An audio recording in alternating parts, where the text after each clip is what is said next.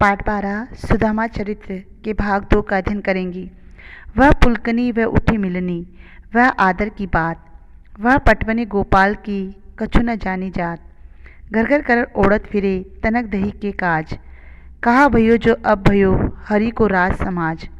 हो आवत नहीं हो तो वाही पटियो टेली, अब कहियो समझाए के बहुधन धरो सकेली। पुलकनी का अर्थ होता है प्रसन्नता, मिलनी का अर्थ होता है मिलना, पटवनी का अर्थ होता है भेजना, कर ओढ़त फिरे का अर्थ होता है हाथ फैलाते फिरना, काज का अर्थ होता है कार्य, नहीं होतों का अर्थ होता है नहीं होता, पटियों का अर्थ होता है भेज दिया। प्रसंग इस प्रकार है। यह पद्यांश कविवर नरोत्तम दास द्वारा रचित सुदामा चरित्र पाठ से लिया गया है।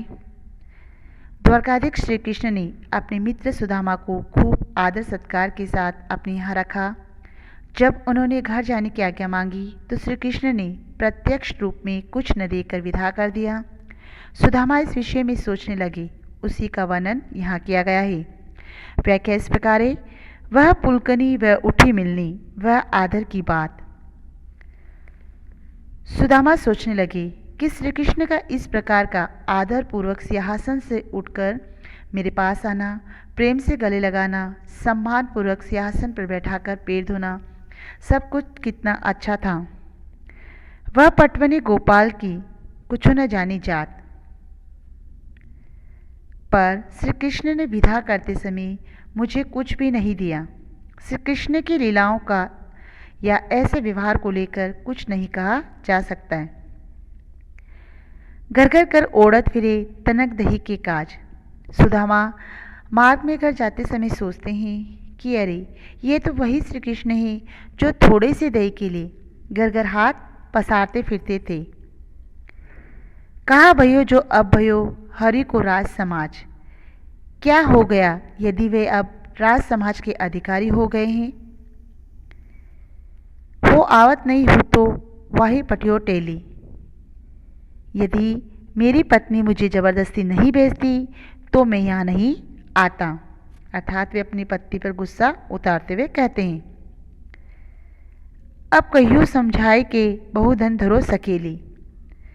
अब घर जाकर उसको समझाऊंगा, कहूँगा कि श्री कृष्ण ने ये सारा धन दिया है, उसे संभाल कर रख ले। वैसोई राज समाज बने, गजबाजी गने मन संभ्रम छायो। केधियो परियो को मारक भूली, के फेरी के में अब द्वारका आयो। भोन बिलोकिबे को मन लोचत, सोचत ही सब गांव मजायो। पूछत पांडे फिर सब सो, पर झोपड़ी को खोज न पायो।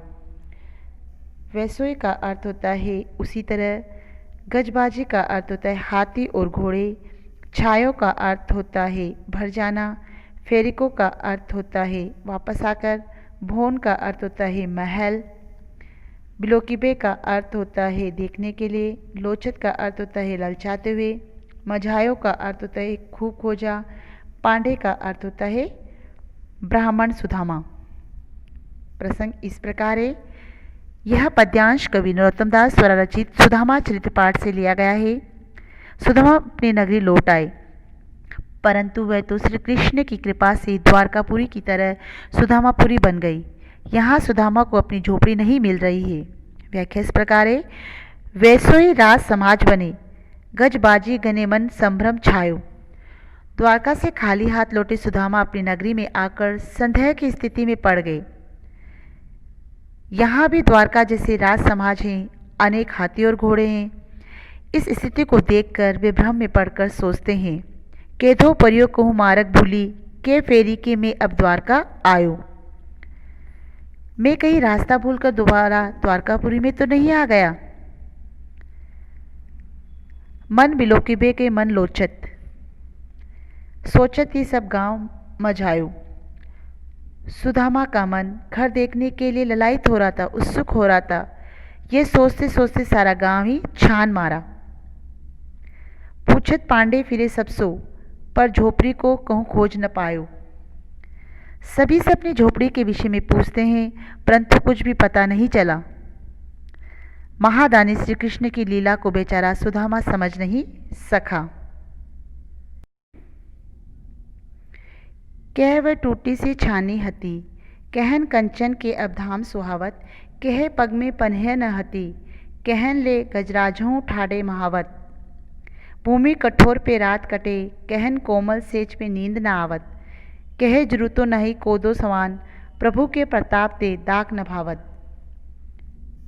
छानी का अर्थ होता है छप्पर, कंचन का अर्थ होता है सोना, धाम का अर्थ होता है महल, पन्हे का अर्थ होता है जूता, महावत का अर्थ होता है हाथियों की देखभाल करने वाले, जुरुतों का अर्थ होता है जुड़ना, कोदोसवान का अर्थ होता है अत्यंत निम्न कोटि का अनाज, दाग का अर्थ होता है अंगूर। प्रसंग इस प्रकार है। यह सवैया कवि नरोत्तम दास द्वारा रचित सुदामा चरित्र पाठ से लिया गया है। यहाँ कवि ने सुदामा की वर्तमान स्थिति की पूर्व की स्थिति की तुलना की है। व्याख्या इस प्रकार है।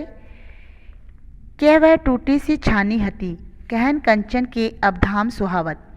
जहाँ पहले सुदामा के पास एक टूटी सी झोपड़ी थी और अब वहाँ सोने के महल शोभा दे रहे हैं। कई पग में पन्हे न होती, कहन ले गजराजहूँ ठाटे महावत। पहले सुदामा के पैरों में जूतियाँ भी नहीं थी, अब सुदामा की सवारी के लिए महावत बड़े बड़े हाथी लेकर खड़े रहते हैं।